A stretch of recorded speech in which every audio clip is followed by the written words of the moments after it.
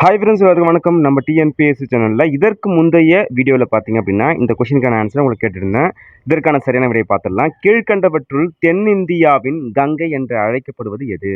சரியான விடை வந்து காவேரி. ஆப்ஷன் பி வந்து சரியான விடை. கொஸ்டின் பாருங்க. உலக நீர் தினம் அனுசரிக்கப்படுவது சரியான விடை என்ன? மார்ச் 22. ஆப்ஷன் ஏ வந்து சரியான விடை. உலக நீர் தினம் அனுசரிக்கப்படுவது மார்ச் 22, 1993. இதனால ஞாபகம் வச்சுங்க. மார்ச் 22, 1993. அடுத்த கொஸ்டின். கீழ்கண்ட எந்த பொருளின் குறைவின் காரணமாக சர்க்கரை நோய் உண்டாகிறது? சரியான விடை ஆப்ஷன் பி. இன்சுலின் குறைவால், அதாவது இன்சுலின் அந்த பொருள் குறைவால் சர்க்கரை நோய் வந்து உண்டாகிறது. அடுத்தது, தற்போது உபயோகப்படுத்தும் உயிரியல் வகைப்பாடுகளை ஏற்படுத்தியவர். சரியான விடை கரோலஸ் லின்னேயஸ். ஆப்ஷன் பி வந்து சரியான விடை. அடுத்த கொஸ்டின். பாக்டீரியாக்களின் செல் சுவரில் உள்ளது. ஆப்ஷன் சி வந்து சரியான விடை. மீகோபெப்டைடு. அடுத்த கொஸ்டின். குழந்தை திருமணத்தை ஒழிக்க சட்டம் டேஸ் ஆண்டில் நிறைவேற்றப்பட்டது அல்லது இயற்றப்பட்டது? இப்போ நம்ம கொஸ்டின் படிச்சுன்னு இருக்கோம் இல்லையா, இது வந்து ப்ரீவியஸ் இயர் கொஸ்டின் பேப்பர், கடந்த ஆண்டுகள் நடந்த டிஎன்பிஎஸ்சி எக்ஸாம் உடைய கொஸ்டின் பேப்பர். இதில் இந்த 4 ஆப்ஷனுமே தவறாக இருக்கு. குழந்தை திருமணத்தை ஒழிக்க சட்டம் டேஸ் ஆண்டில் இயற்றப்பட்டது. சரியான விடை என்ன வரும்? இப்போ வந்து இந்த குழந்தை திருமணம் தடை சட்டம் அப்படிங்கிறது எதற்காக வந்தது, எப்போது வந்தது அப்படின்னு தெரியப்படுத்தலாம். 1929ஆம் ஆண்டே அந்த தடை சட்டம் வந்தது. பட் ரொம்ப ரீஃபைனான அமெண்ட்மெண்ட் வந்தது வந்து பார்த்தீங்கன்னா prohibition of child marriage act 2006, 2006 தான் வந்து அதை முழு செயல் வடிவத்தில் வந்தது.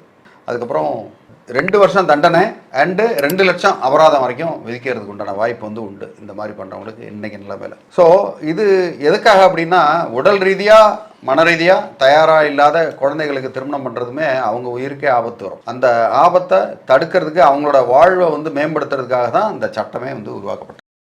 அப்போ நோட்டில் எழுதி வச்சுக்கங்க, இல்லை ஞாபகமாக வச்சுங்க. 1929ஆம் ஆண்டு அந்த சட்டம் வந்து கொண்டு வராங்க. முழு செயல் வடிவம் வந்து 2006.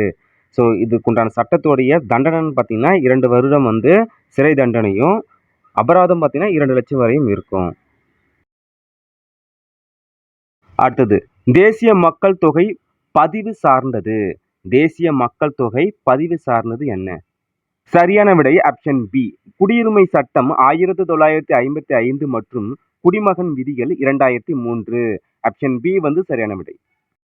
அடுத்த வினா. இந்திய சுதந்திர மசோதா இங்கிலாந்து பொது சபையில் கொண்டு வந்த நாள். சரியான விடை ஜூலை 4, 1947. ஜூலை 4, 1947. அடுத்த வினா. தமிழ்நாட்டில் பொதுவாக அதிகமாக பாசனத்திற்கு பயன்படுத்தப்படுபவை. அதிகமாக நம்ம என்ன பயன்படுத்துகிறோம் பார்த்தீங்கன்னா கிணறு, அந்த கிணறு பாசனம் தான் நம்ம அதிகமாக பயன்படுத்துகிறோம். ஆப்ஷன் டி வந்து சரியான விடை. அடுத்த வினா. சோழ அரச வம்சம் பண்டைய தமிழ் அரச வம்சமாகும். இது எந்த நதிக்கரையில் அமைந்திருந்தது? கரிகால சோழன் கட்டியது கல்லணை. ஓகேவா? அந்த கல்லணை எதன் குறுக்கே கட்டப்பட்டுள்ளது? காவிரி ஆறு.